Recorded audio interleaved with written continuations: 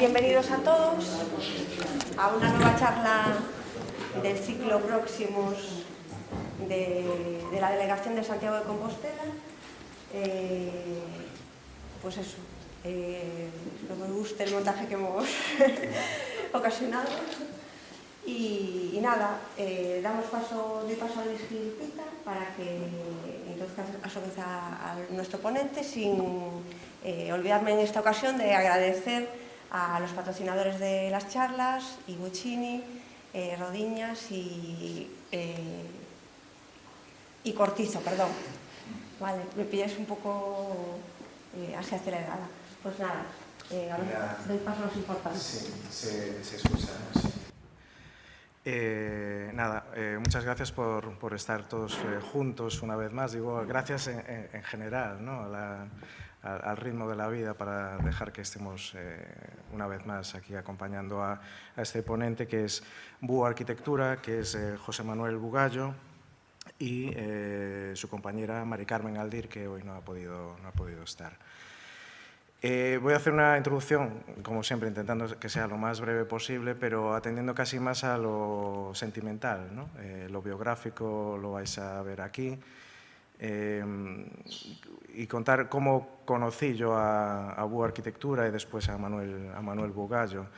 Cristina y yo durante muchos años hicimos el inventario de patrimonio para la Consejería de Cultura de la provincia de Pontevedra. Y durante uno de esos viajes por todos esos lugares, de las parroquias, de los concellos, ¿no? Nos enteramos de una figura que era el conde de Cabanelas, ¿no? Que es una historia que os podrá apuntar, no sé si en el medio o al principio o al final, Manuel, que era un emigrante, un hombre nacido de la base social de Alhama, que emigró y que construyó un emporio económico y que retornó a Alhama parte de ese patrimonio en función de unas despensas de dinero que apoyaban a cada matrimonio, construyó edificaciones aisladas, equipamientos, etc., ¿no?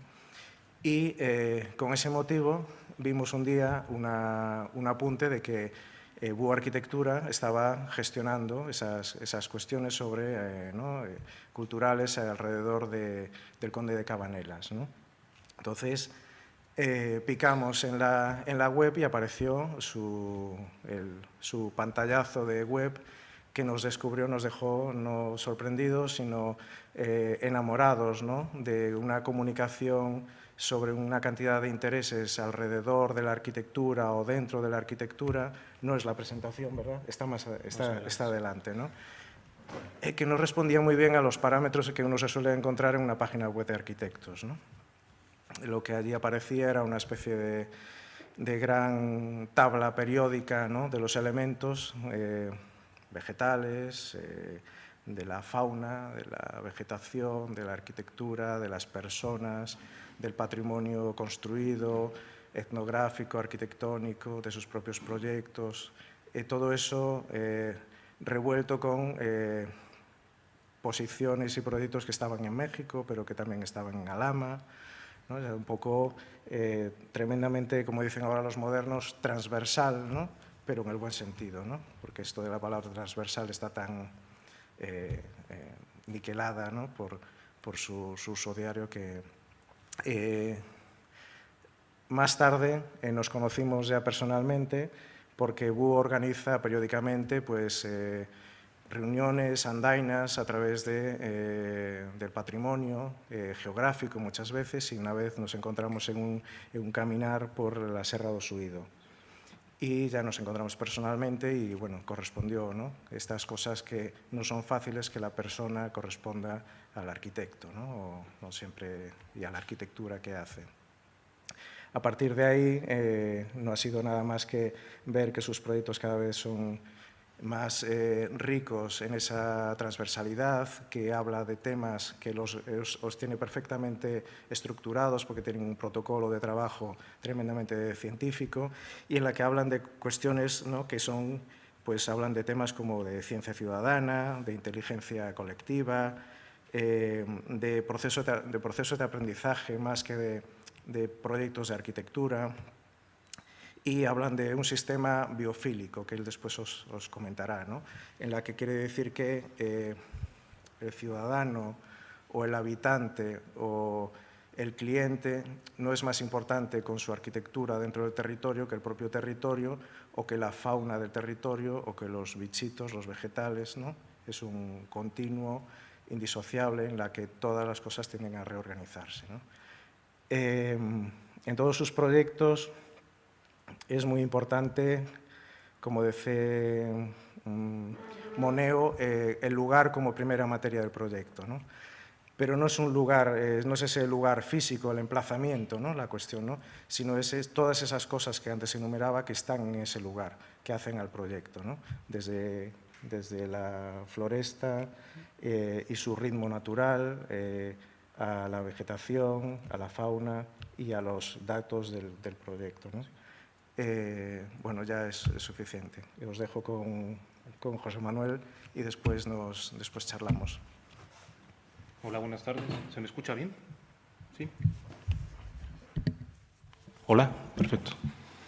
Bueno, antes que nada, muchas gracias al Colegio de Arquitectos de Santiago por la invitación, en especial a Ángel por habernos tendido la invitación a venir a Próximo. Nos da muchísima ilusión. No contábamos con estar aquí, la verdad. Estamos un poco abrumados con la invitación. Gracias a Luis por la noble presentación, no sé si excesiva. Y por otro lado, bueno, pues una disculpa de Mari, que es mi socia, a veces es mi mujer, y bueno, la logística infantil a veces no es sencilla, ¿no? Por eso no me acompaña hoy aquí. Entonces, bueno, les voy a hablar de una forma en la que vemos nuestra filosofía de trabajo y luego 4 experiencias que denominamos biofílicas. Como bien marcaba Luis, nosotros todo lo vemos como una experiencia. Lo más enriquecedor es el proceso de aprendizaje en cada una de las experiencias.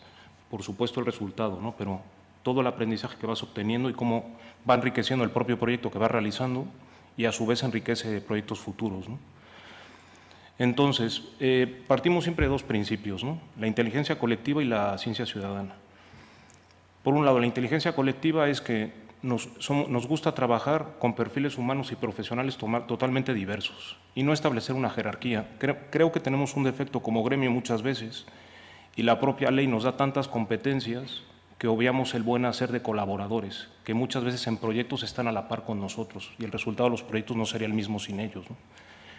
Y cuando te adentras en temas de paisaje, te das cuenta de los biólogos, los agrónomos, que sin ellos no podríamos hacer paisaje, ¿no? De forma transversal. Y en cuanto a la ciencia ciudadana, que es la mezcla del trabajo de investigación científica o técnica, acompañada de los habitantes del territorio, es decir, de la abuela, del primo, de la tía, que muchas veces o la mayoría de las veces conocen el territorio donde estamos mucho mejor que nosotros.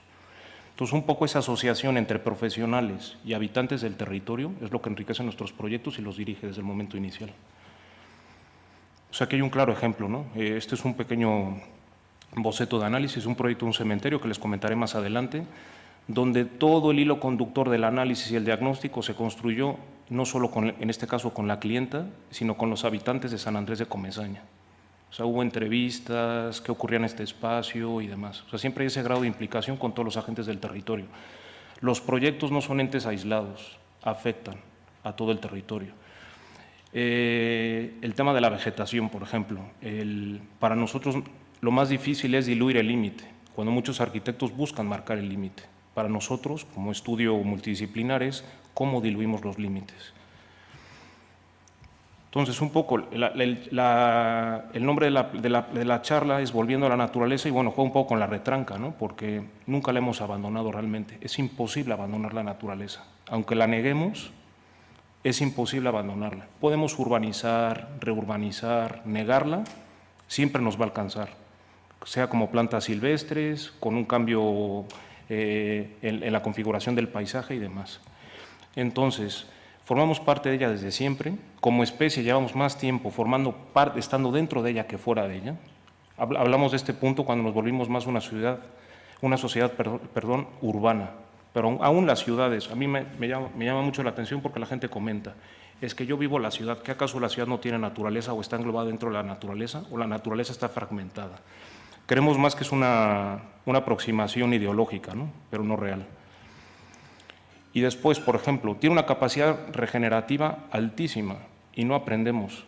de poder sacar, de mimetizarla, ¿no? Hacer biomímesis, que se hace mucha biomímesis en este momento, ¿no? Sobre todo en dispositivos y mecanismos. Pero tenemos una forma de aprendizaje muy próxima y no la empleamos.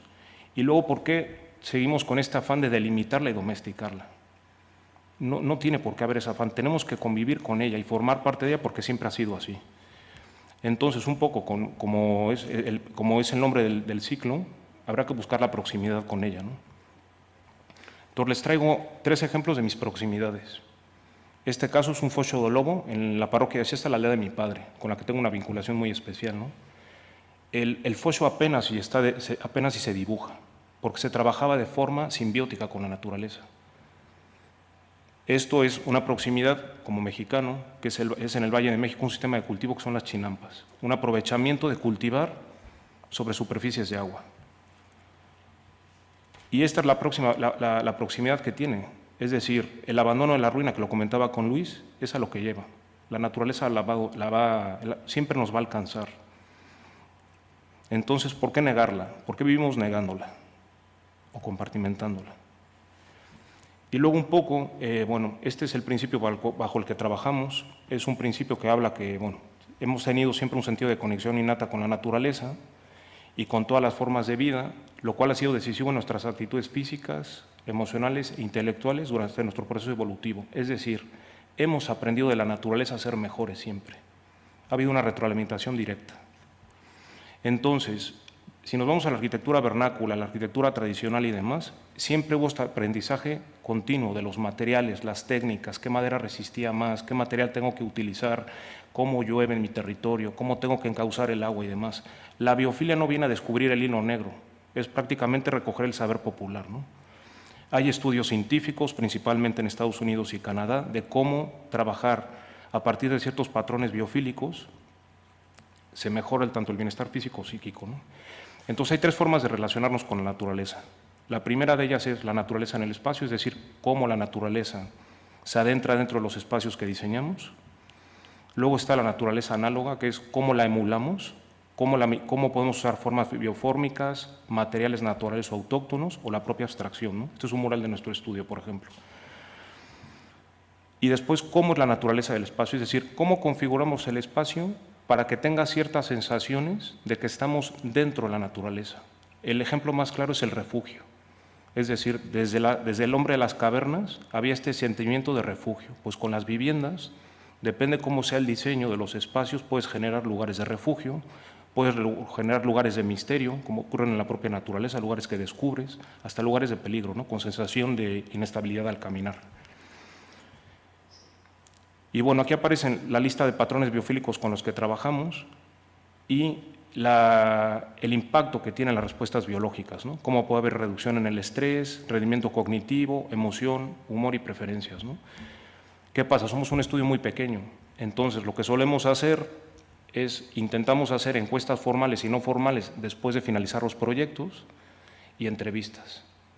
Y lo que solemos hacer es un dossier de qué creemos que deberían de sentir los usuarios de los espacios que diseñamos. Y es sorprendente lo que puede ocurrir, porque se está trabajando con una lógica, con una base científica. Entonces, bueno, las experiencias que les voy a hablar de una experiencia, esta es una experiencia personal, tanto mía y de Mari con nuestras hijas, que comenzó conmigo, que es a paisaje de confinamiento, ¿no? Justo cuando estábamos en la pandemia. Entonces, la pandemia como oportunidad de reconexión, ¿no? Entonces, bueno, esta Hooper fue básico en la pandemia, ¿no? Apareció de forma viral en todos lados con este tema de la soledad, cómo nos podríamos ver estando solos viendo por la ventana, ¿no? Entonces, bueno, esto es en la parte donde vivimos en Vigo, es el Monte do Castro, estamos justo enfrente, y las vistas no estaban tan mal para estar confinado, ¿no? Entonces, cuando yo salía habitualmente a tirar la basura en ese recorrido, pues claro, el ojo, yo soy arquitecto, pero tengo una tendencia botánica innata, y por eso estoy donde estoy, ¿no? Y empiezo a ver que, claro, los servicios de parques y jardines no están trabajando, y aparece el silvestre, las malas hierbas, ¿no? Mal llamadas. Que quiero hacer un apunte de eso. Hablamos de malas hierbas cuando son hierbas gallegas. está claro que hay alguna especie invasora, alguna especie que se cuela de algún jardín y demás, ¿no? Pero siempre se le habla de malas hierbas a las plantas herbáceas autóctonas, cuando a lo mejor las malas hierbas serían las que hemos introducido de forma, ya sea en un principio con los jardines botánicos y demás. Eso hay todo un debate. Les recomiendo una lectura que se llama Las plantas vagabundas. Fantástica lectura, que aborda todos estos temas. Entonces, claro, en este recorrido de ir a tirar la basura y hacer esta pequeña aproximación, identificamos 34 especies en un fragmento, o sea, en una superficie extremadamente pequeña. Y surgieron varias preguntas.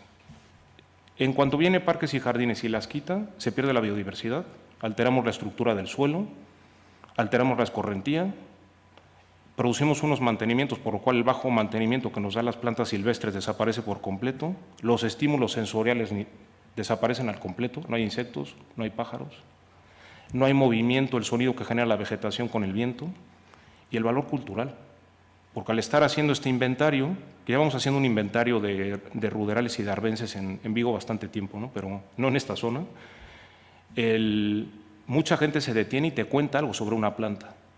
Esta planta la usamos para tal remedio, esta planta tal. Entonces tiene un valor cultural también la vegetación silvestre. Entonces, la pregunta es, ¿son realmente malas hierbas? Digamos que las malas hierbas van a ser como el hilo conductor de todos nuestros proyectos, ¿no? Por eso empezaba un poco con este. Este es el primer proyecto, que es la vivienda Ofi, el jardín silvestre, que es el paisaje heredado, ¿no? Porque está englobado en nuestra parroquia, en la parroquia de mi padre, donde nació mi padre antes de emigrar a México.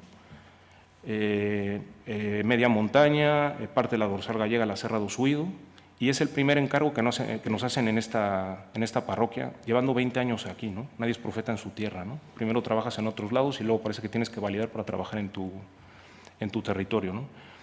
Es un paisaje bárbaro, a nivel natural está muy bien conservado. Esta es la carballera, una de las carballeras la carballera de Siesta, de las más grandes de la provincia de Pontevedra. Y hasta el parcelario está como congelado en el tiempo, en varias partes de la parroquia. La arquitectura no es muy buena, pero el parcelario sí responde al sistema agroganadero que había en la zona, ¿no? Y esta es la vivienda que nos encontramos, ¿no? Entonces, era una pareja de migrantes a México que volvían después de 45 años a México a rehabilitar esta vivienda, ¿no? Entonces, bueno, nos encontramos con el reto de recuperar el volumen tradicional y conservar el ambiente silvestre de la finca, perdón. Y lo que buscábamos era mimetizar en el entorno, es decir, hacer lo que se hacía antes, hacer un volumen de acuerdo a la configuración del núcleo y que no pasara, que no fuera llamativo en exceso, ¿no? Estas las plantas, bueno, la planta baja usada para cuadras y una zona de aperos, y la parte de la vivienda, que reconocimos dos volúmenes, y después que conformaron. Esta parte se dedicaba a la parte de vivienda, esta era un palleiro, y después hubo una serie de añadidos en el siglo XX, ¿no? Que realmente era lo que podían hacer, principios del siglo XX, años 30 y 40. Para mí están fantásticos. Había una economía de subsistencia, tiraron con lo que podían, ¿no? Y bueno, un poco la estrategia que se buscó fue, primero, recuperar la pendiente tradicional, porque tenía una pendiente prácticamente de un país, nadie emigró de esta casa a Alemania ni a Suiza, pero tenía una pendiente que podía estar perfectamente en esas latitudes. La estructura de madera del tejado estaba bastante tocada, al igual que la estructura general del inmueble. Recuperar el patín, que se había perdido por completo. El palleiro, por temas económicos y por temas hubo un debate con los clientes, porque están ellos dos, tienen una hija única que vive en Estados Unidos y viene poco. Entonces apostamos por hacer un gasto comedido y una vivienda cómoda y pequeña. En nuestra aldea es muy habitual lo de hacer una casa como si fueses a tener 45 hijos, y yo creo que está extendido en Galicia y demás, y 47 nietos, ¿no? Entonces, fue un debate que llegamos a buen puerto. Entonces, la parte del palleiro, se desistió de intervenir en ella, generando un gran patio de sombra, y después buscamos que la vivienda fuera accesible al 100%, por lo menos por uno de sus lados, y quitar todos los añadidos. Y bueno, este fue el resultado. el patio totalmente liberado, donde estaba el palleiro, un cuarto que funciona multifuncional. La propietaria, que es muy deportista, suele hacer aquí ejercicio, pero cuando vienen los nietos y la familia es donde se meten los nietos. Cuarto de máquinas. En este sentido, la vivienda se optimizó mucho en tema de instalaciones, tiene un sistema de geotermia, unos aislamientos que sobrepasan con creces el código técnico, ¿no? Se buscó confort en todo momento. Y en la planta primera, bueno, se dispone de un salón perdón, no sé qué ha pasado, que no veo esta diapo. Es que me volvió a la primera, un segundo.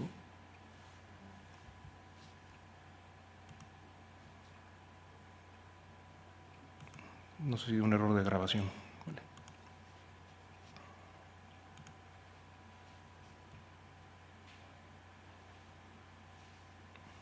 Estamos. Vale. Sí, la idea de tener cocina, salón, cocina americana y los 2 dormitorios con el aseo, con la idea de tener un sistema de control solar pasivo por medio de una trepadora. Esta es la orientación sur. Y bueno, y termorregular la vivienda, aparte de tener vidrios bajos emisivos. Y luego el tema del jardín silvestre, ¿no? Entonces hicimos un estudio muy pormenorizado de la flora, sobre todo herbácea, que crecía en el núcleo, y conseguimos que nos hicieran un mix de semillas silvestres con un 98% de coincidencia con lo que crecía en el núcleo. De tal forma que lo que ayudamos es a impulsar el crecimiento del jardín y que todo lo que venga del entorno sea bienvenido, ¿no?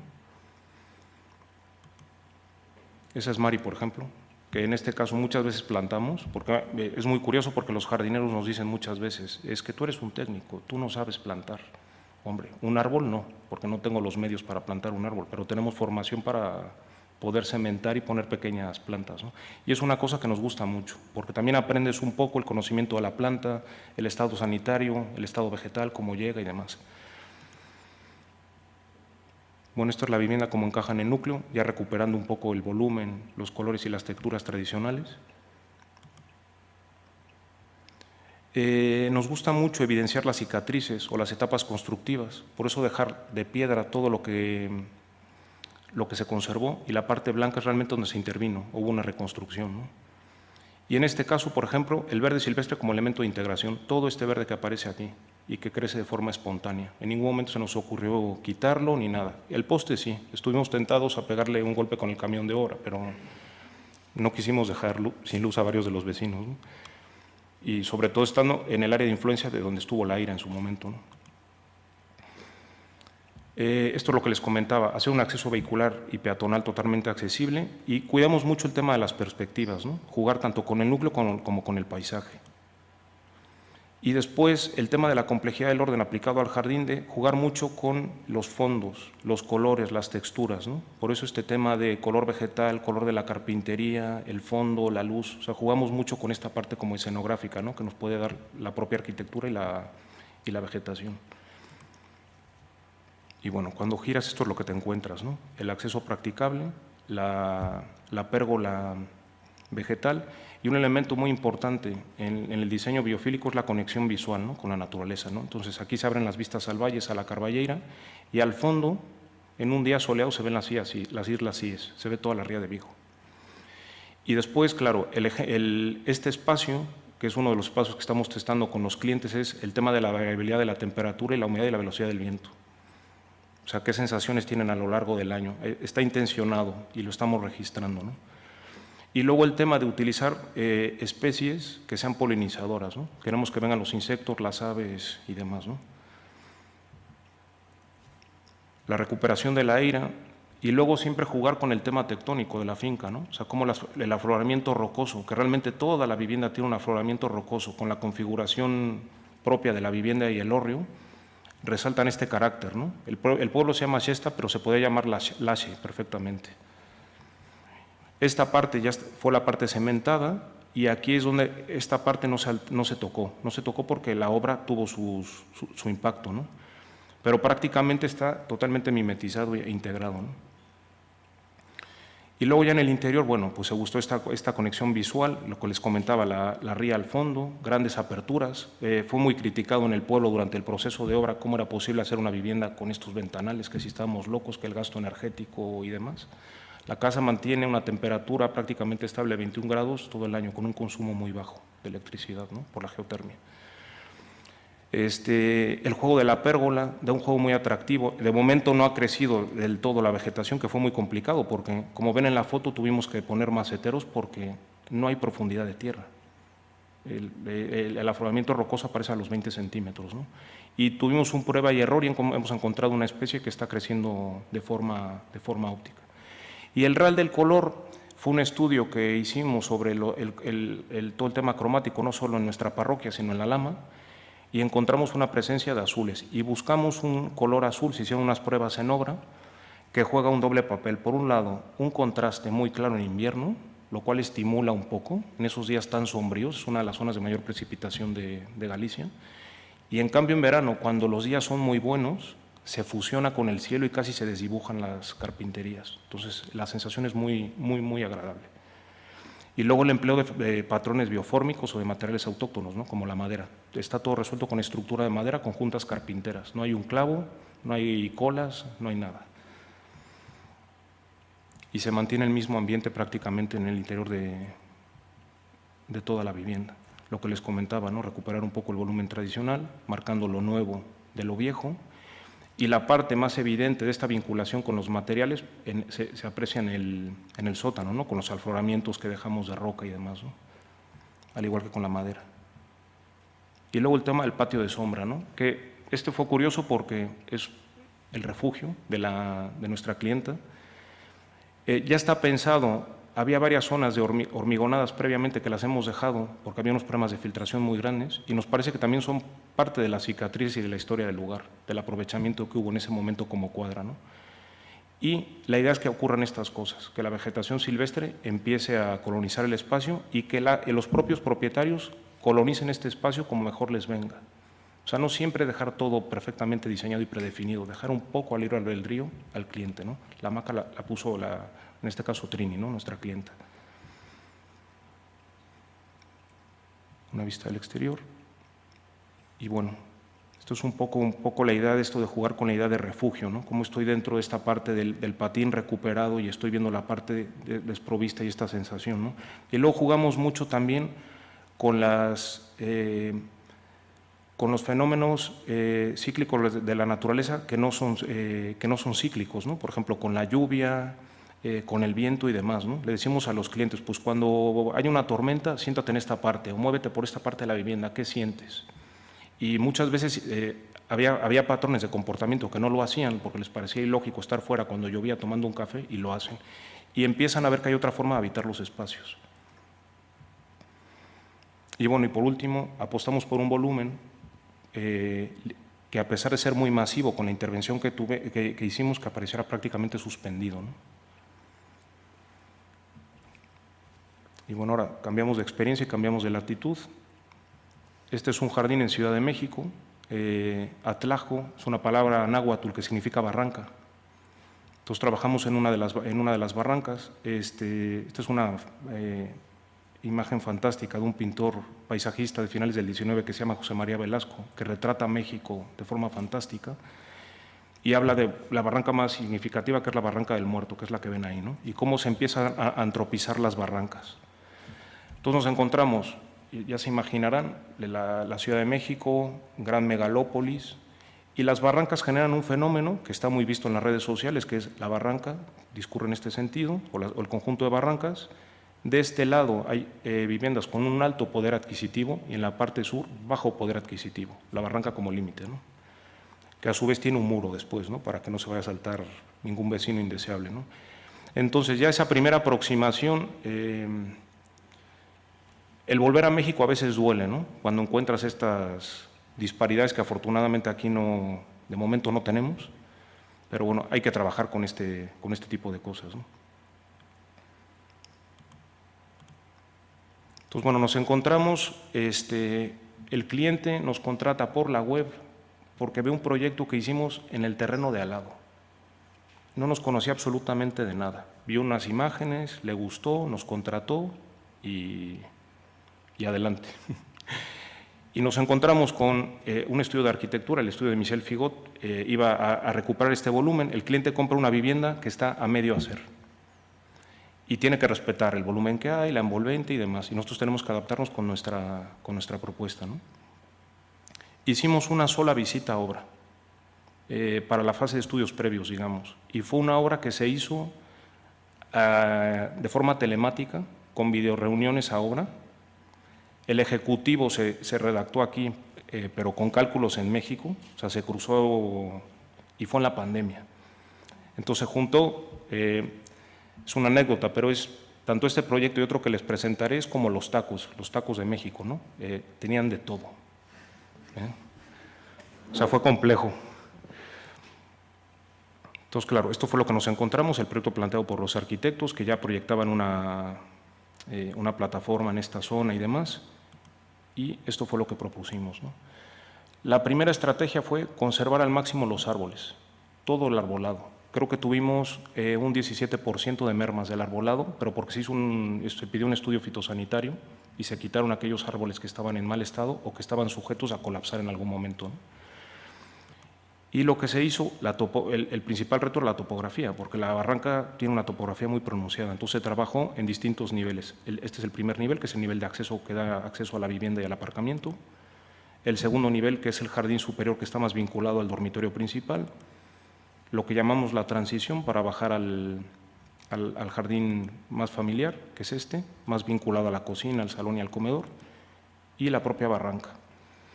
Entonces, claro, aquí hubo el reto de yo me crié en México, llevo 20 años aquí, pero no sé mi cabeza de dónde es, porque a veces choco aquí, a veces choco allá, lo cual no quiere decir que estén mal las cosas aquí o allá, ¿no? Pero yo, claro, al hablar con el cliente mexicano, él piensa que yo pienso 100% como mexicano y tengo una configuración mental a lo mejor extremadamente mestiza, ¿no? Entonces, él quería invadir la barranca en un principio, entonces pues hubo ahí un tal, pero bueno, invadir en el buen sentido porque quería urbanizarla y entendió muy bien que no habría que urbanizarla, habría que respetarla y realmente poner en valor la propia barranca. Entonces, bueno, la primera dificultad que tuvimos fue cómo nos relacionábamos con el vecino de arriba, ¿no? Porque había que adecuar muy bien las contenciones de tierras y demás. Entonces, se diseñaron todos estos muros de chapa metálica para contener las tierras, a la vez que funcionaran de jardineras y de espejo de agua, ¿no? Que es la imagen que ven ahí.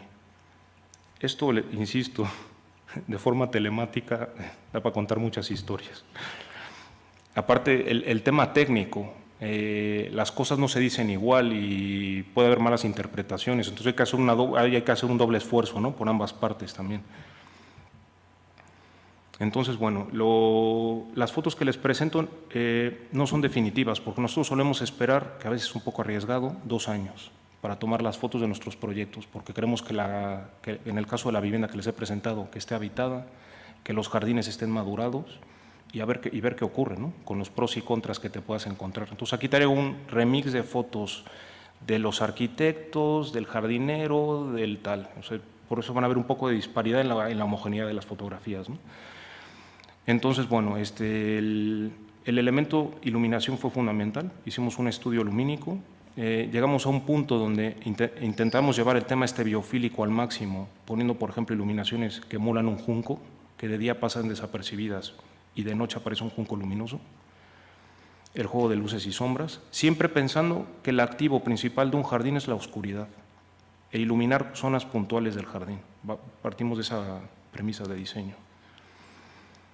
Y bueno, esta es la entrada principal que marca una gran perspectiva, que ahora la verán cuando dé la vuelta, y te acompaña un cuerpo de agua de 10 metros. Con agua en movimiento y demás, ¿no? Esta vinculación con el agua que está muy presente en la biofilia, los árboles, si se dan cuenta, la adaptación de los pavimentos y de prácticamente las chapas y todo a la vegetación existente. Se buscó una gama de colores muy homogénea, la casa la hicieron otros arquitectos, por lo cual hay que empatar un poco todo, pero si se dan cuenta todo pasa bastante desapercibido, ¿no?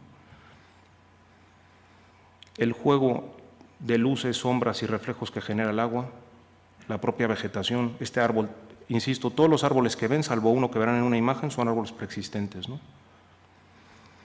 Y luego el tema de cómo el gran estanque se conecta por estas pequeñas salientes con el espejo de agua, ¿no? Este tema de ingravitez, ¿no? De poder pasar casi caminando por encima del agua. El uso de las jardineras, dependiendo un poco de cómo nos teníamos que adaptar a las contenciones de tierras, fuimos generando distintos ambientes, ¿no? Con la propia vegetación y un poco focalizar siempre estas vistas, ¿no? Hacia dónde me dirijo, qué me voy a encontrar. Una pequeña vista del jardín privado del aseo principal, que es este. O sea, esta vinculación desde interior-exterior, que se trabajó muy bien con el estudio de arquitectura que hizo la vivienda. Y continúa el juego topográfico. Entramos, subimos, bajamos, y siempre, lo comento mucho, pero es que fue una labor muy compleja de hacer las labores tanto de adaptación del terreno como de la propia casa y la conservación del arbolado, casi en un 90%. Fue muy difícil. Y luego el juego de luces y sombras. En esto fuimos muy pesados con eso, que durante el día las sombras se desdibujaran, emulando este tema de las sombras de la naturaleza, ¿no? Que son más orgánicas y demás, y con la propia iluminación que aportamos, ¿no? Entonces optamos por esta iluminación de Vivia, ¿no?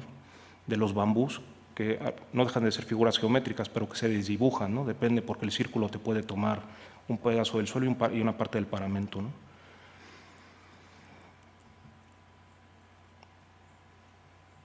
Esta es la parte ya del jardín inferior, la parte más próxima a la cocina, al comedor y demás.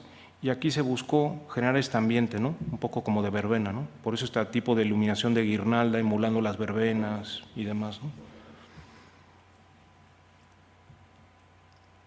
Y luego pequeños hitos vegetales, como puede ser este arce japonés que se dispuso entre la cocina, el comedor y el salón, ¿no? Es un elemento que está visto desde los tres cuerpos, ¿no? Y queda un poco de referencia, una pequeña aproximación con la vegetación antes de meterte de lleno en la barranca, ¿no? Este espacio vinculado con la parte de comedor exterior que da paso a lo que es la propia barranca, ¿no? Que luego fue curioso, como pasa en todos los proyectos. Había un proyecto muy ambicioso en la barranca de hacer varias plataformas a distintos niveles, y en algún momento nos paramos nosotros y le dijimos al cliente que no debíamos de hacer eso. Había presupuesto para hacerlo y fue nosotros desistir de estamos haciendo una locura, creemos que va en detrimento de la barranca y de tu bolsillo. E hicimos algo más conmedido, ¿no? Entonces hicimos un deck de madera, una pasarela que lo que va haciendo es bordando los árboles, y un pasadizo, un pequeño pasadizo en medio de la vegetación y de la casa. Y este fue el resultado. Insisto, las fotos no son muy buenas porque estamos a la espera de tener unas fotos un poco más, son fotos de obra y demás. Pero esta sensación de vivo en Ciudad de México, vivo en una casa, pero bajo a la barranca y ya no sé dónde estoy. Ya no sé si estoy en la barranca, en mi casa o en un parque. Y en algunas partes estoy a la altura de la copa de los árboles, ¿no?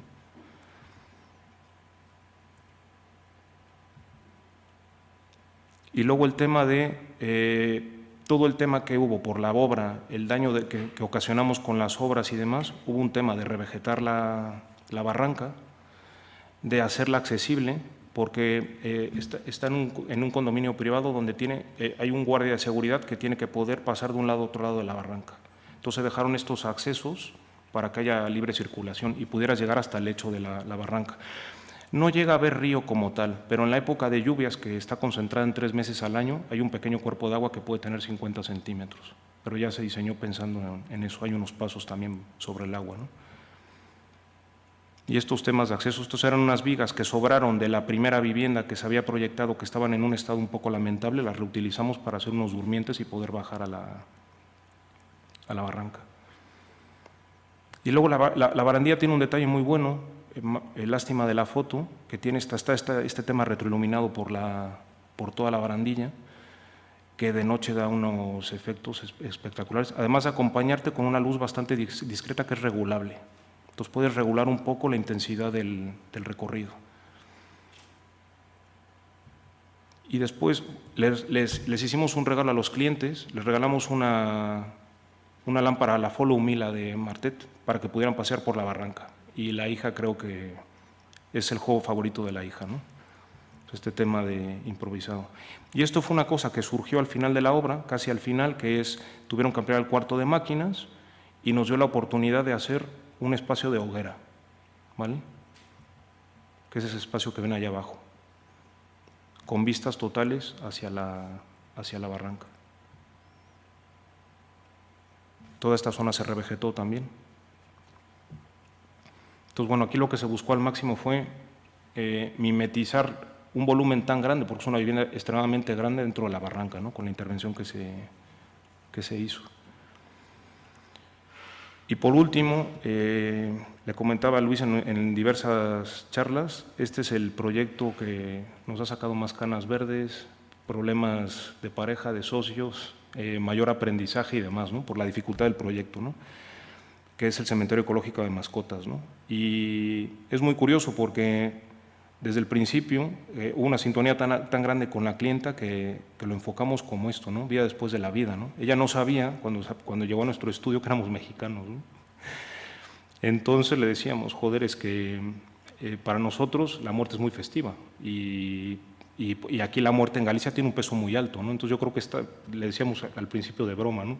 Creo que estás en el estudio correcto, ¿no? Porque tenemos este mestizaje mortuorio, ¿no? De alguna manera, ¿no?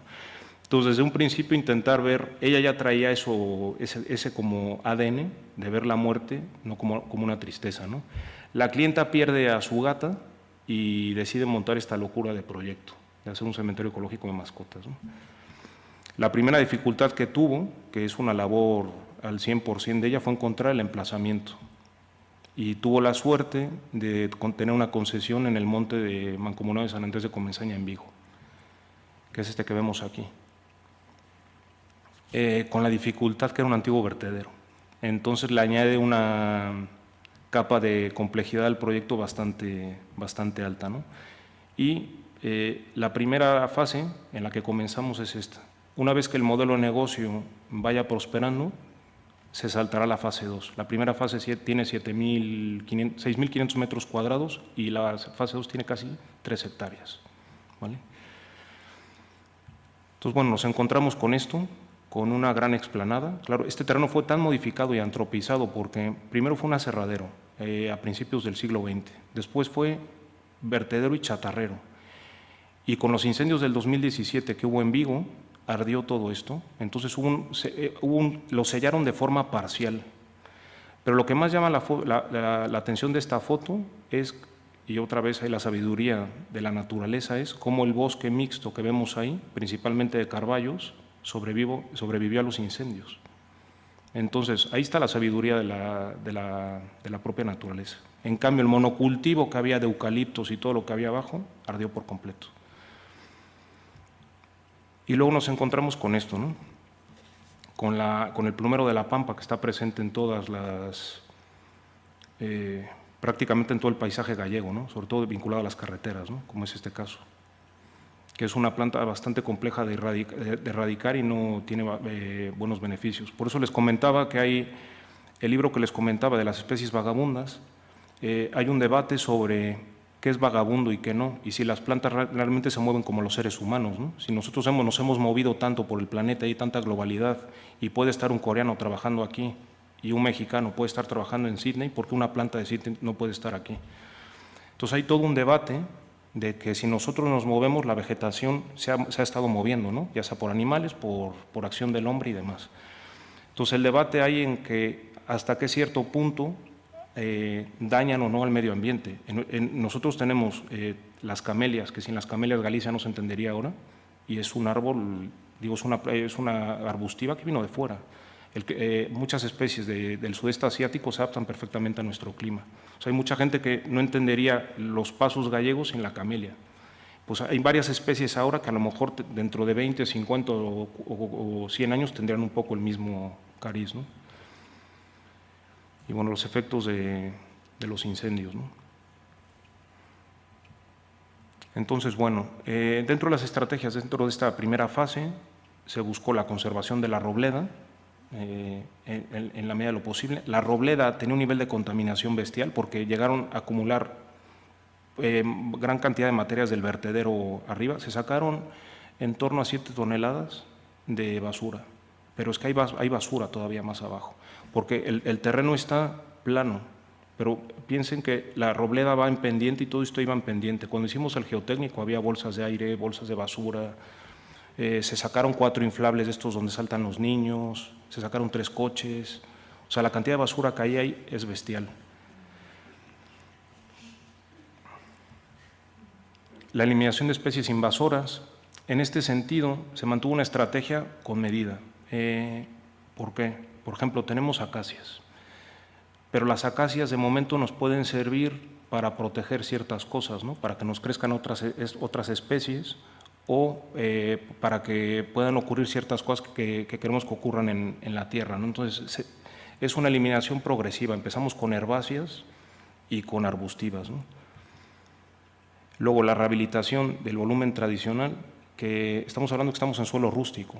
Entonces, la dificultad de meter en una edificación tan pequeña el programa, ¿no? Con las condicionantes del artículo 40 de la ley del suelo y todo eso. Le comentaba a Luis, 5 afecciones sectoriales en este proyecto, más lo del vertedero, más, bueno, esto fue y luego sentamos un precedente en cuanto a tema ambiental y sanitario, porque no había nada en Galicia ni en el Estado español con la forma en la que estamos enterrando. Entonces, claro, tanto en medio ambiente como en Montes de la Xunta quedaron un poco fascinados, pero al principio había muchas dudas de qué era lo que estábamos haciendo, ¿no? De alguna manera. Entonces, bueno, insisto, a lo mejor me ven joven, pero era más joven antes de empezar este proyecto. Y después, la última etapa, la reforestación, ¿no? Con especies arbóreas. Entonces, bueno, la idea es pasar un poco de esto a esto con tiento, ¿no? Hablaba con Luis un poco de las imágenes fotorrealísticas y demás, ¿no? Pero bueno, un poco recuperar todos los senderos que de forma natural están dentro de la Robleda y empezar a reforestar poco a poco. Entregamos el proyecto el Día de los Enamorados, el 14 de febrero de la pandemia, un mes antes de que estallara la pandemia, y nos tardaron en dar la licencia 1 año y medio. En ese 1 año y medio, tanto Mari y yo siempre tenemos esta capacidad o inquietud de darle una vuelta a las cosas, ¿no?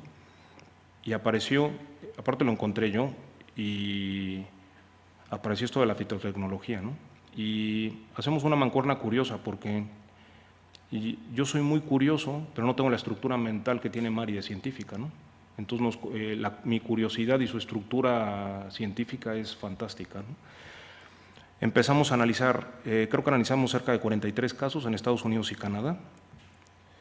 Y la fitotecnología es esto, el uso de vegetación para remediar, contener o prevenir contaminantes en el suelo a través de vegetación, ¿vale? Se lo propusimos a la cliente y, oye, ¿qué tal si hacemos una prueba piloto en tu cementerio e intentamos ver si podemos fijar o fitorremediar el suelo con la vegetación? Y bueno, pues le pareció fantástico, ¿no? Porque al final lo que tienes que hacer es hacer una buena selección de árboles, saber qué características tienen los árboles de cara a qué pueden fitorremediar y por supuesto que estén adaptados al clima atlántico. Esa fue la mayor dificultad porque claro, cuando estás estudiando casos de Estados Unidos y Canadá hay una variante con el clima y las especies bastante grandes y lo que no queremos es exportar especies americanas, ¿no? Entonces fue una tarea bastante compleja, pero como les digo, la pandemia dio para ir a ver las especies silvestres de abajo de casa, jugar más con las niñas y bueno, hacer este tipo de estudios, ¿no? Entonces, bueno, la fitorremediación depende de la especie, pueden trabajar o las hojas, o las ramas, o las raíces, ¿vale? ¿Qué pasa? Nos encontramos en un punto donde, insisto, somos un estudio pequeño, la entidad de nuestra clienta también, entonces vamos con tiento. Entonces tenemos una colaboración con la Diputación de Pontevedra que nos hizo unas muestras de suelo, nos va a donar parte de los árboles y después estamos viendo establecer un vínculo con la Universidad de Vigo para poder hacer pruebas sistemáticas, ¿no? A nivel edafológico y demás, a ver qué ocurre. O sea, no es que estemos haciendo un proyecto que garantiza al 100% la fitorremediación, pero lo estamos planteando como proyecto pionero piloto, a ver qué sucede. Entonces, bueno, esta es la fase 1.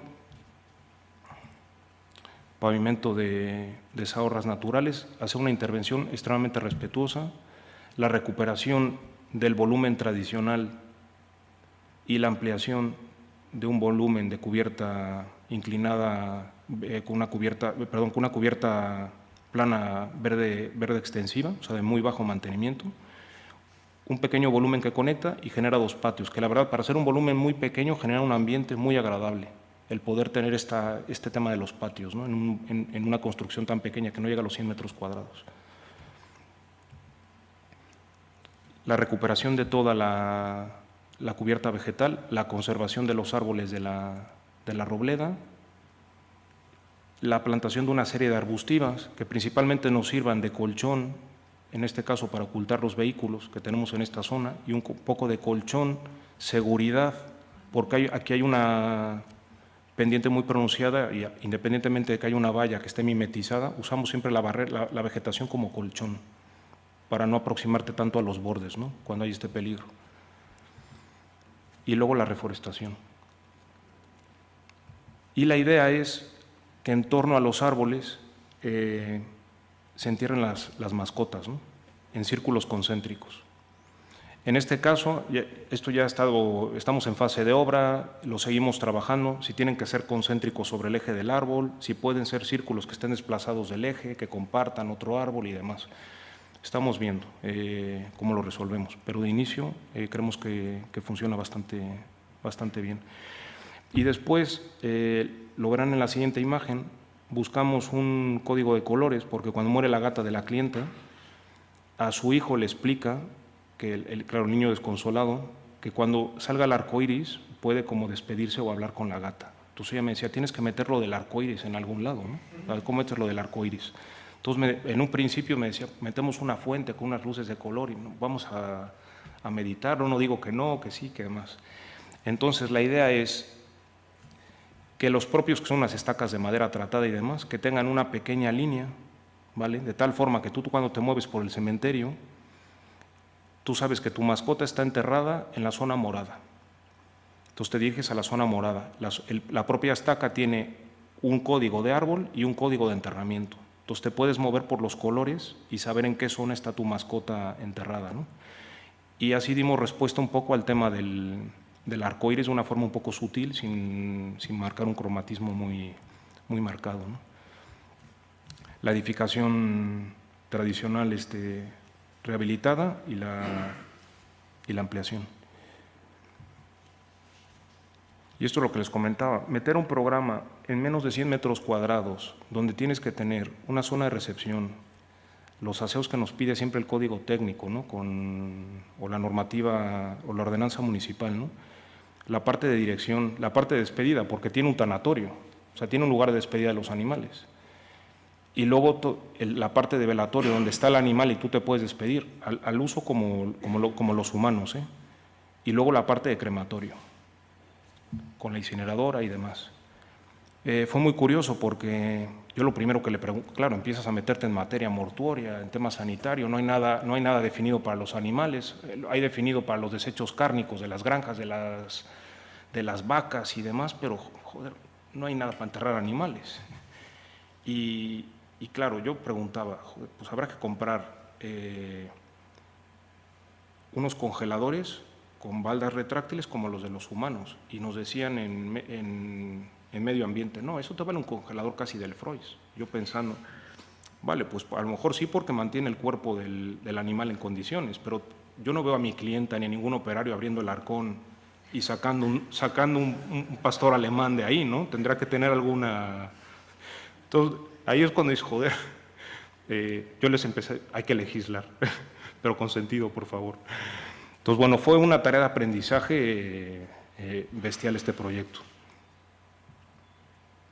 Esto es un poco el ambiente, ¿no? O sea, cuando atraviesas el volumen de ampliación y a través de los 2 patios, y sería una imagen de cómo sería esa despedida, ¿no? O sea, cómo te despides de la mascota, ¿no? Y después es curioso porque esta ya era una labor que hizo nuestra... todo lo que estoy contando, insisto, es el resultado de estos principios que les comentaba de de la ciencia ciudadana y la inteligencia colectiva. Esto es resultado nuestro y de la clienta y de muchos agentes que estamos de por medio en este proyecto, ¿no? Pero ella ya tenía las urnas. O sea, en las primeras ya conversaciones ya contratados aparecieron las urnas. ¿Y dónde se hacen las urnas? En México. Entonces fue como, joder, esto… Aquí se está alineando, hasta siempre está el chiste de gallegos, mexicanos, urnas, bueno, Fariña, narcotráfico, hay que hilar y tener cuidado, ¿no? Entonces, tienen una urna de hueso de aceituna. Entonces, a nivel de estrategia de marketing y todo eso, Ciudad Olívica, Vigo y demás, por unas encuestas que ya he hecho previas a abrir, hay mucha aceptación. Luego hay de tierra, o sea, estas dos están pensadas para tierra, estas de arena que está pensada para ríos y estas de sal que está pensada para mares. El problema no es tirar las cenizas, porque son cenizas en pequeñas cantidades. El problema es cuál es el contenedor donde tiras las cenizas. Eso es lo que realmente contamina. Con la máquina que tiene para cremar, las cenizas prácticamente son inertes, porque aparte tiene una parte donde se separan por densidades y hay prótesis y demás, y todo, luego se meten en un cremulador y se machacan. Entonces, son inertes. Eso lo presentamos a Medio Ambiente, hicieron comprobaciones y demás, y lo vieron correcto. Las colocas en las urnas y las urnas las enterramos directamente en el terreno y se degradan en un periodo entre 3 y 6 meses, depende del grado de humedad y las condiciones del suelo. Servicios que tiene o que va a tener el cementerio: entrega de la urna en mano, por si la quieres enterrar en tu finca y demás, en una maceta con alguna especie vegetal que te guste, porque a lo mejor no tienes finca, vives en un piso, y en el cementerio. Y después hay dos tipos de enterramiento. El enterramiento individual, que lo hemos limitado a especies arbustivas, porque claro, si te llega una persona y te pide un roble, era lo que le decíamos, en esta fase 1 caben 95 árboles, con que te lleguen 95 individuales, no es modelo de negocio. No. Entonces establecimos una zona de arbustivas y una zona de arbolado, ¿no? De tal forma que las zonas de arbolado, el enterramiento colectivo aquí tiene una franja, pero depende del porte del árbol, tiene franjas, o sea, tiene círculos concéntricos asociados, de tal forma que tú puedes estar en un árbol y hay 3 círculos concéntricos, y están pensados para que te puedas mover a través de ellos hasta ciertos árboles próximos al crematorio, donde puede ir alguien en silla de ruedas también, ¿no? En toda la finca será complejo por la topografía que tiene el propio terreno. Y luego el código en la parte superior, que donde vendría el nombre del animal con un código QR y el año de fallecimiento, ¿no? Ella, lo que está haciendo la clienta es, quiere tratar el tema de la muerte, por eso lo de la vida después de la vida, darte un servicio, no solo por el tema económico, porque las tarifas que tiene en ese aspecto que tiene proyectadas, su modelo de negocio no está ahí, pero lo que quiere es acompañarte desde un inicio. Entonces ya está trabajando con veterinarias, con criaderos, trabaja con las perreras municipales, ya tiene un convenio con ellas, tanto para cremar de forma altruista los animales fallecidos en las perreras y después intentar gestionar a través de raíces la adopción de animales también. O sea, está preocupada por todas las capas, no el cliente final que llega con el animal fallecido. Entonces, bueno, es muy inspirador poder trabajar con un cliente así, la verdad, porque sigue sumando, ¿no? Un poco está visual, con las estacas, el tema del arcoíris, y la idea es que la vegetación silvestre puede ir llenando estos vacíos y que realmente estas partes entre las pisadas y en algún momento alguna desbrozadora que pase, pero deberían de ser las pisadas lo que marque estas partes alrededor de los círculos concéntricos, ¿no? Sin riego, por supuesto. Esa es la principal preocupación que tenemos ahora con las variabilidades de clima que hay y demás, ¿no? Pero no está pensado para que haya riego en este cementerio, no puede haber riego. Por eso es más una implementación forestal, digamos. Y luego, bueno, esto ha sido un trabajo continuo con ella de verlo más allá que un cementerio. Fue lo que pactó con la Mancomunidad de San Andrés de Comesaña, que sea un aula ambiental. Está abierta al público, o sea, tú puedes ir al cementerio a pasear y disfrutar del espacio, y cuando esté la fase 2 abierta con esas casi 4 hectáreas que puedas pasear, desde valorar los recursos locales. Estamos haciendo una recogida de todos los elementos etnográficos y las rutas que pasan por las zonas para poder cohesionarlas con el propio cementerio. Nos pasa una ruta de senderismo, nos parte el terreno a la mitad, ¿no? Entonces, hablando con, con comunidades de montes, con asociaciones de vecinos, con asociaciones de gente en bicicleta y demás. Hacer talleres vinculados al lugar, ambientales y demás. El entrenamiento canino, o sea, que sea un lugar pet friendly para que puedas ir y entrenar a tu propio perro, o que haya eventos de entrenamiento de perros. Es fantástico porque en algunas zonas, si te tiras en las malas hierbas, se ve una pasada el cielo, aunque esté la mancha luminosa de Vigo. Y hemos establecido, tenemos un amigo escultor que es Carlos de Gredos en la Sierra de Gredos en Ávila, para ver si hacemos un primer festival de land art en el cementerio, ¿no? Y luego, bueno, desfiles, eventos culturales, meditación y, bueno, lo de la terapia del bosque, que está muy vinculado al trabajo que hacemos. Y bueno, este es el eslogan que nos encanta mucho, lo de somos mucho más que un cementerio. Y para ya no aburrirlos más, les dejo un pequeño vídeo.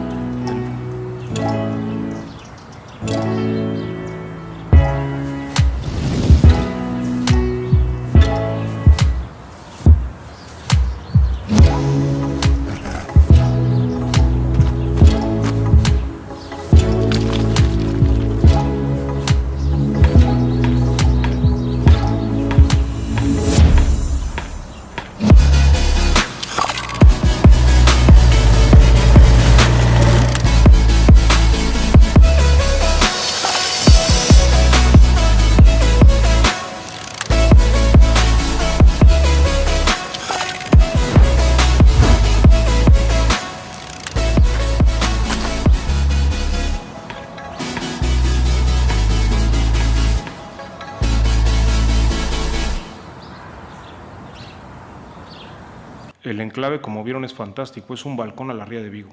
O sea, prácticamente desde Navia hasta las Islas Cíes, se ve todo. O sea, el lugar es fantástico. Ahora la clienta está junto con la comunidad de Montes de San Andrés de Comesaña para que quiten unos eucaliptos que se quemaron en el 2017 y que siguen ahí, que pertenecen a la comunidad de Montes de al lado.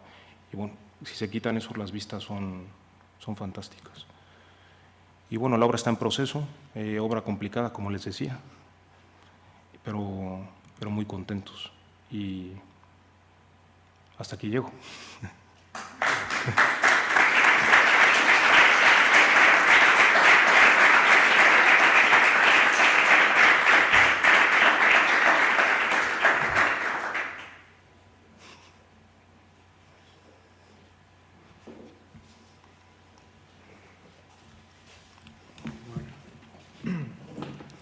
Pues no sé si alguien quiere intervenir.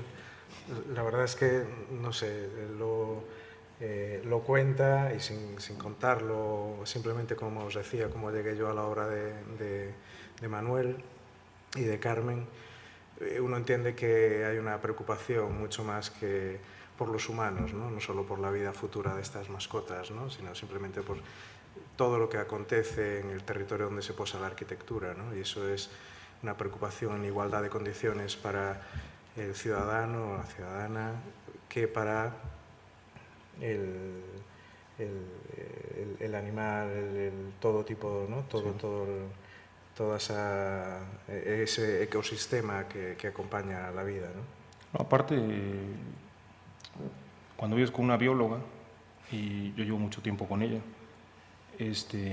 y por encima añades capas más transversales, como dice Luis, aunque la palabra esté trillada, es verdad, abres los ojos, ¿no? y valoras otras cosas. Entonces, ¿por qué delimitar todo? ¿Por qué marcar unos límites? Nosotros hasta cierto punto lo estamos viendo, ¿no? Con el tema cambio climático, COVID, cambios locales y demás, que hay que trabajar en conjunto, y cuando lo hicimos siempre nos fue bastante bien. Entonces no podemos entender la profesión, es casi ni la vida, ¿no? Porque es como educamos a nuestras hijas, ¿no?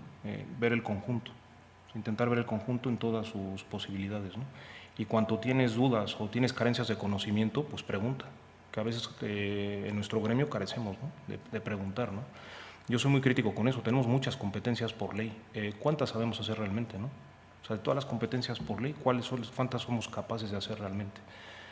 Tengo muchos amigos agrónomos que tienen un nivel de frustración muy alto, porque diseñamos espacios públicos y parecen accesorios, ¿no? Los agrónomos muchas veces, o los ingenieros técnicos forestales. Siempre pongo el ejemplo, ¿no? De la High Line de Nueva York. La High Line de Nueva York, sí, el proyecto arquitectónico y el espacio público es fantástico, pero le quitas la vegetación y el espacio pierde sentido por completo. Y se suele hablar mucho, al principio, ahora ya no tanto, de los arquitectos y no del jardinero, que es Piet Adolf, que es un jardinero que seguimos y que adoramos y demás. Entonces, yo creo que lo importante, aparte de ver con esta óptica holística todo, es darle valor en su justa medida a todos los elementos que componen el territorio, pero también a todas las personas con las que trabajamos día a día. Y yo creo que a veces desde nuestro gremio perdimos un poco la óptica en eso, en los premios, en cómo se dan los premios y cómo se focalizan las cosas. Somos el resultado de muchas cosas, no solo nosotros. Yo no sé si hay una cierta habilidad, como bien dices, ¿no? A los arquitectos a veces nos cuesta, o incluso cuando requieres la participación, ¿no? De las asociaciones, de las comunidades de montes, está aquí Alfonso, ¿no? De los grupos vecinales, ¿no? De las opiniones, aunque preguntes, después hay tantas opiniones, ¿no? En la sociedad de hoy, en la que parece que todas las opiniones también tienen demasiado peso, ¿no? O sea, todas las opiniones son importantes, pero llega un momento que a veces es un conflicto escuchar todo, o hasta qué punto parece que vosotros tenéis una cierta habilidad, ¿no? Porque, bueno, estos paseos, estos trabajos en el rural, con las asociaciones de vecinos, no sé si es que tu acento envolvente, esto ayuda, ¿no?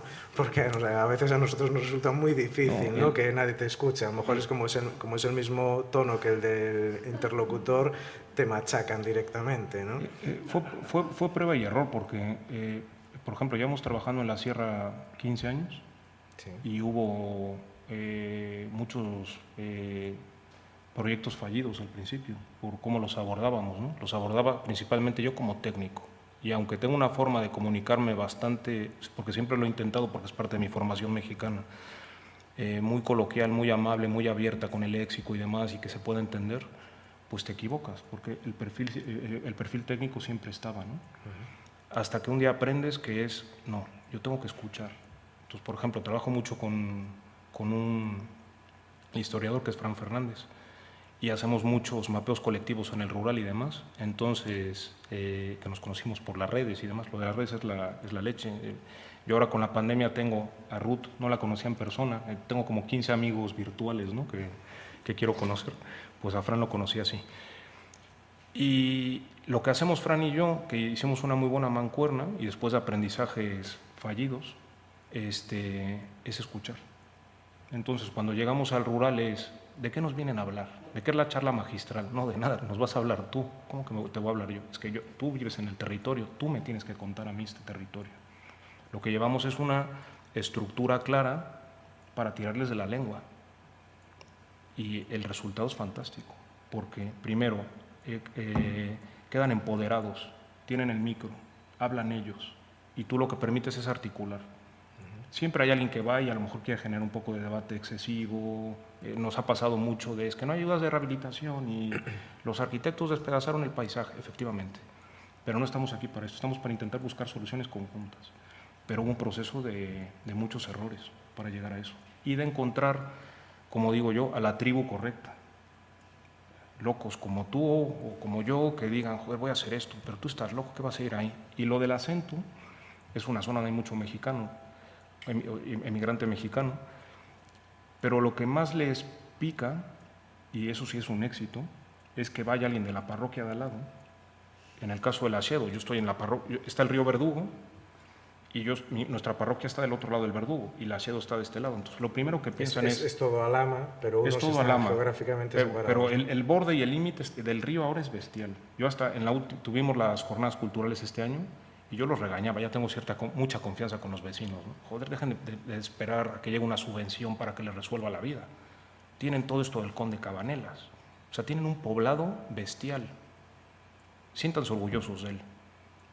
Y lo que les decía, joder, es que el río parece que no hay puentes y que no tenemos calzado para movernos de un lado a otro. Y lo que siempre les llamó la atención es que viniera un vecino de la parroquia de enfrente y por encima criado en México. Y decían, joder, si a este hombre le interesa lo nuestro, tendrá valor. Pero ¿qué pasa? Es que nadie les había ayudado a entenderlo. Entonces mi labor y la de mi equipo fue ayudarles a entenderlo. No llegar y explicarles lo que tenían que hacer, no. Ustedes tienen esto, yo les puedo ayudar a interpretarlo. Y luego dotarles de herramientas a ellos para que sigan haciendo esa interpretación del territorio. Entonces, hubo unos años de mucha frustración por no saberlo hacer. Entonces te vas equivocando, lo vas haciendo y demás, y al final vas dando con alguna tecla. Yo, por ejemplo, en nuestra parroquia es complicado, porque la gente mayor es encantadora, pero la siguiente generación ya es más compleja. Hicimos un mapeo colectivo, bueno, recogimos oficios, lugares de encuentro, lo geolocalizamos todo y demás. Fue fantástica la reunión. Aparte fueron las 3 sabias del pueblo que quedan. Y después nos pidieron la cuota de la fiesta y de varias fiestas. Y que dijimos que no íbamos a dar todas las cuotas. Y lo que me contestaron es: no te vamos a volver a apoyar en otro evento cultural. Esto es fundamental, ¿no? Y el apoyo en el evento cultural era llevar unos cafés y unos bizcochos, que eso es lo que genera después ese debate tan agradable, ¿no? Después de que hablamos, la gente se suelta más con una taza de café, con un vino, con un pincho, porque son pláticas altruistas, las estamos dando en este territorio de forma altruista. Entonces a veces te encuentras con esas limitaciones ocasionadas por los propios roces de convivencia dentro de una parroquia. Entonces a veces ese fue el primer aprendizaje. Si aquí es difícil, vamos a probar fuera a ver qué pasa.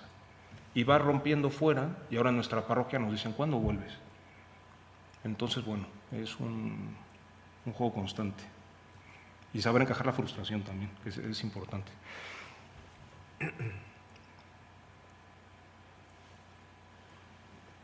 ¿Y alguna...?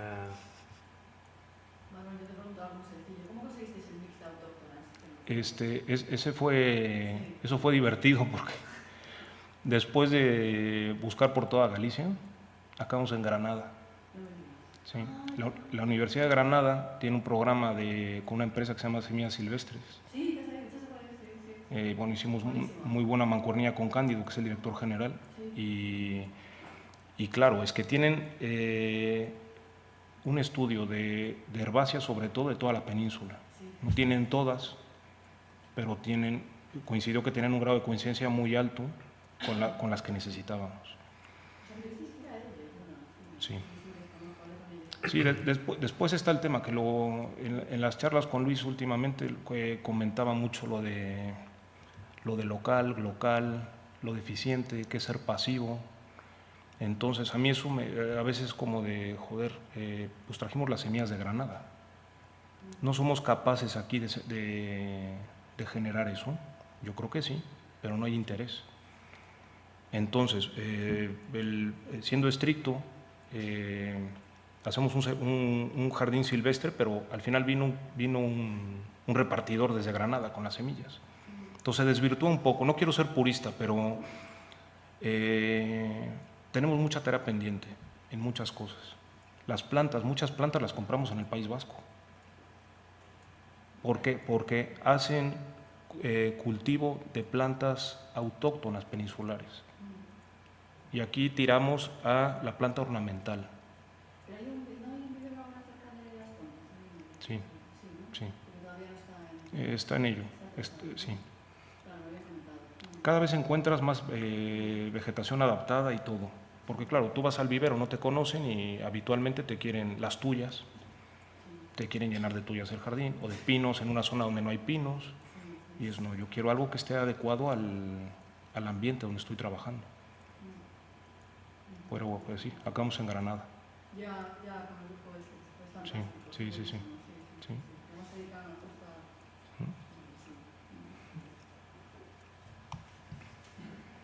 Y aquí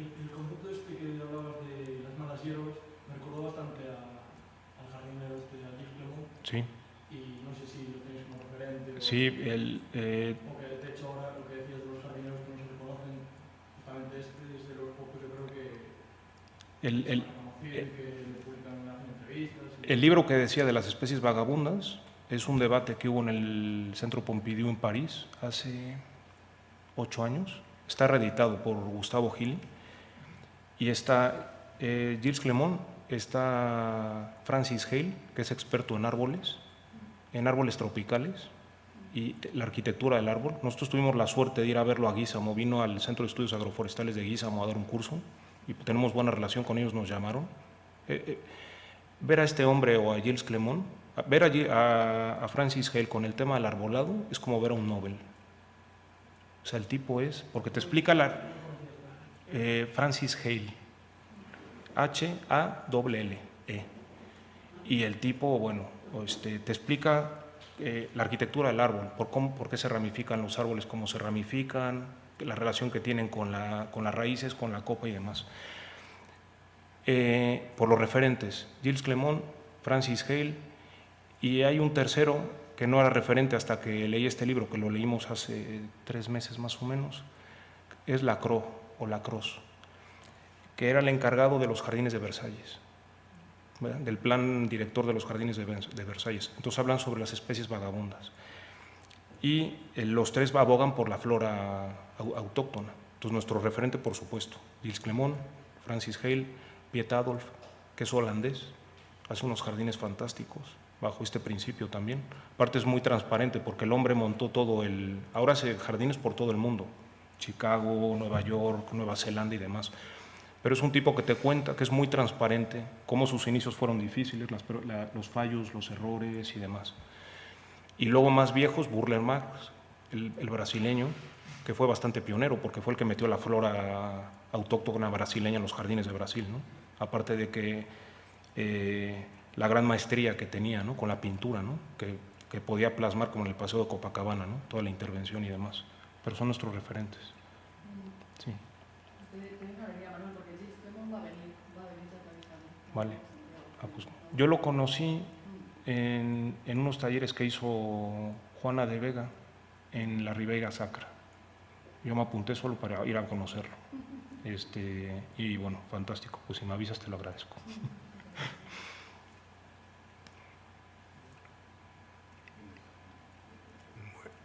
Bueno, pues te agradecemos muchísimo que hayas estado aquí, Manuel.